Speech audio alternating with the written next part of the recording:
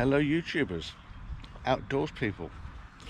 Got a question. It's just a quick video. I'm going to Snowdonia in a couple of 3 weeks time for a week up in the Snowdonia National Park. I have a map and compass. I am fairly confident using it, it's no problem. But I'm a gadget person.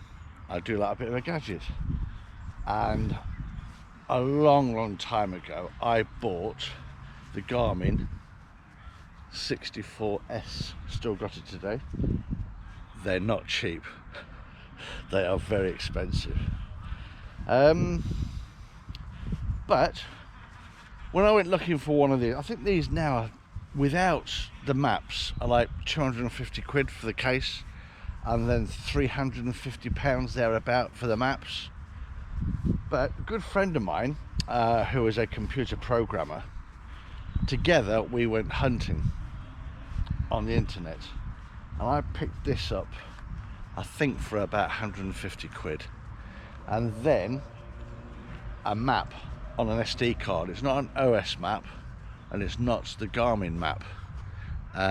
It's a guy that was on the internet who was making maps, not rip-offs, he was making them. And this is that good, it even shows you a gate in a field. And I think it's about 30 quid, something like that. Did I just say 33 quid? Wasn't a lot of money. It's never crashed, it's been as good as gold. So, but I've actually not used it that often. So I would have been annoyed if I'd have paid like 500 quid, 600 quid for it, and using it a couple of times a year. Apart from a couple of years ago, I was at Dungeon Gill on a day like today, gorgeous day, springtime, and I set off with my rucksack and tent, and when I got to the top, the weather changed dramatically. Snow like you wouldn't believe. And then even with a map, everything disappears. The paths disappear, everything, the rocks, the lots, nothing's visible. And at Dungeon Gill, you got some cliffs up there and big rocks.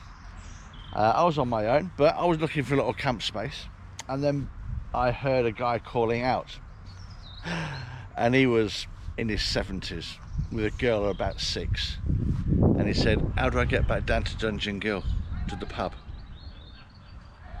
And I thought, oh Lord, you are having a laugh, aren't you? There's not even a path, and what do? So I turned this in reverse and followed the path all the way back down to the pub, the martyr that I am. Got into the car park. He jumped into his car. I thought he was going to buy me a pint, to be fair, but he jumped into a car with his granddaughter and just drove off, didn't even thank me. I was just like, ugh. Anyway, I camped there for the night. There's a campsite nearby, and started up again the next day, so that was fine. But then I thought to myself, do you know what, I've saved somebody, and for the price that cost, I thought it's well worth having it, even for the last 3 or 4 years, as a just in case. But my question was going to be about the is it the Land Ranger on my phone? Let me just double check. Is it called the Land Ranger?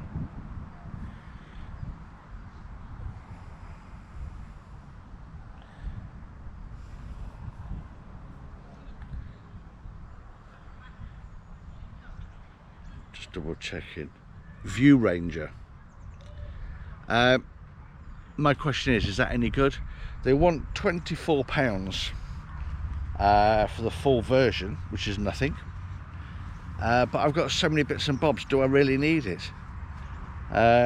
Is it as good as this? I mean, this is rugged. You can throw this around. It has been down the side of mountains. It's bounced off rocks. It's absolutely fantastic. It's rugged as hell. Totally waterproof.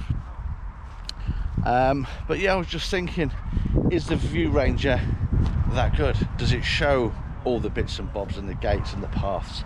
If you run out of GPS, you can't get a signal on your phone, will it still show you the maps?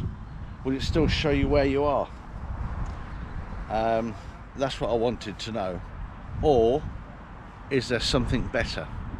Is there another gadget out there which I could buy, do like a gadget, which would serve me better?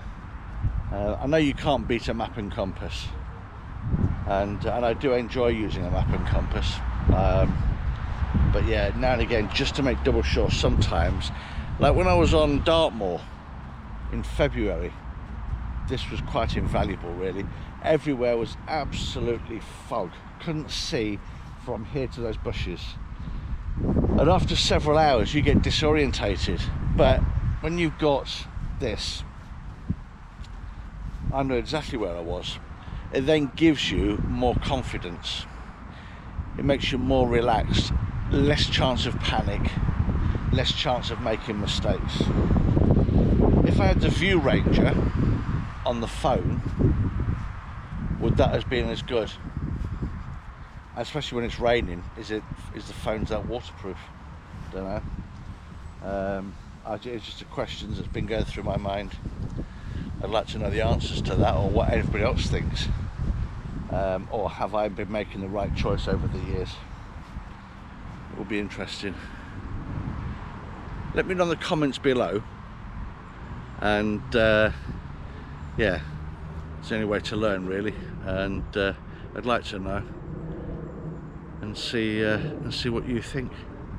And don't forget to subscribe. Thank you very much indeed. Speak to you again later. Bye.